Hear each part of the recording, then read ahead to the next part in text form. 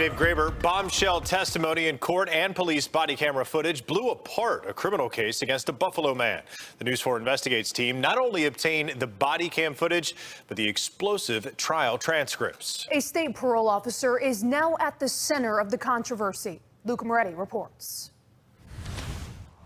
Allegations of misconduct are being leveled against a state parole officer after explosive evidence surfaces in court, resulting in the dismissal of charges. My man, you said that wasn't your gun? How come you got 22 ammo in your room? Parole felt that our client wasn't fully complying with his conditions, so they came to do a home visit. That client is Anthony Davis, seen in the red shirt, sitting with his hands cuffed behind his back. When they were speaking to him, they say that they noticed a vial of drugs, or 2 vials, on his bed. Attorney Nick Texedo says the search got serious and led to the discovery of a loaded .22 caliber gun in a garbage can in a common area of the rooming house on Northumberland Avenue in Buffalo. They then searched his room. Buffalo police were called for assistance. Yeah, he's got a bullet right here in his room. There's a bullet right here in his room. A .22 caliber bullet is found on Davis's TV stand in his room. That's when things start to get real interesting.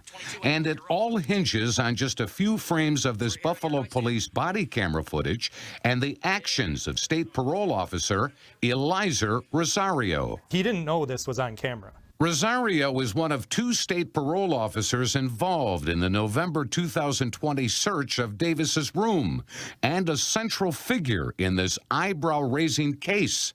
All of it coming to a head during a jury trial last month in state Supreme Court. And he actually ultimately, at the end of the cross-examination, admits that if he knew it was on camera, he wouldn't have done it, and he certainly wouldn't have lied about it. The police body cam footage proved to be a bombshell, Perry Mason moment during Davis's trial for gun and drug possession charges. On the very bottom corner is when you see a little blue hand come in and drop an ID card. Attorney Sean Kelly, my spidey senses just went off, you know, is the one who spotted the few frames of video the night before the trial was set to start. Both Kelly and Texedo represented Davis as assigned counsel. At the time of the search, Davis was on parole following a drug conviction, his attorneys tell us.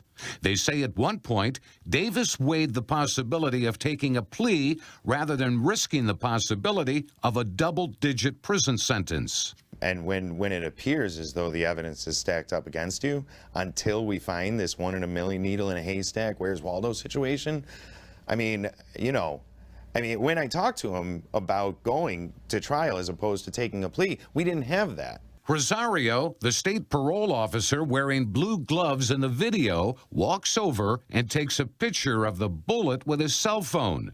And then seconds later, you see his blue-gloved hand come into frame holding Davis's state corrections ID badge. So he submits 2 photographs into evidence of the same TV stand. One is with the bullet without the prison ID. One is with the bullet with the prison ID. News 4 Investigates obtained copies of both photographs. You can even hear Rosario on the body cam footage talking about the ID badge next to the bullet. How about that? ID with the gun. ID with the bullet.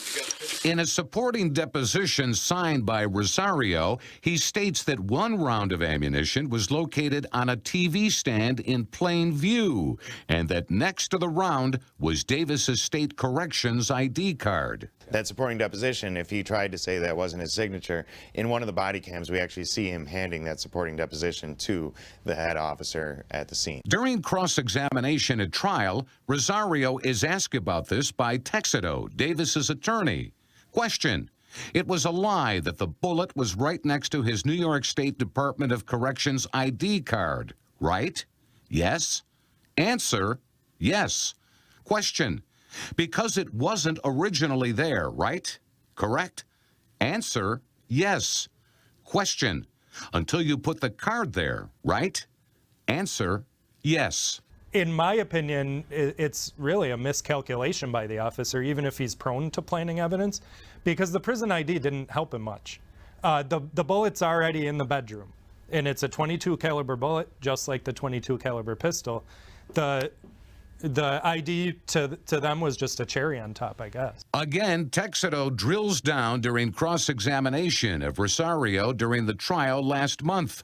Question: but since you thought it wasn't being recorded, you planted evidence next to the bullet, right?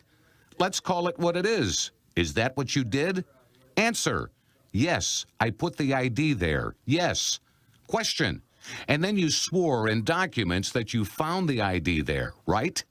Answer: yes. Because Parole didn't have body cameras, we didn't have actual footage of, from himself doing these actions. But thank God, Buffalo police had their body cams rolling. The State Department of Corrections, which oversees the parole system, tells News 4 investigates that based off the misconduct allegations, an internal investigation was immediately launched, and that Rosario has been placed on administrative leave pending the investigation.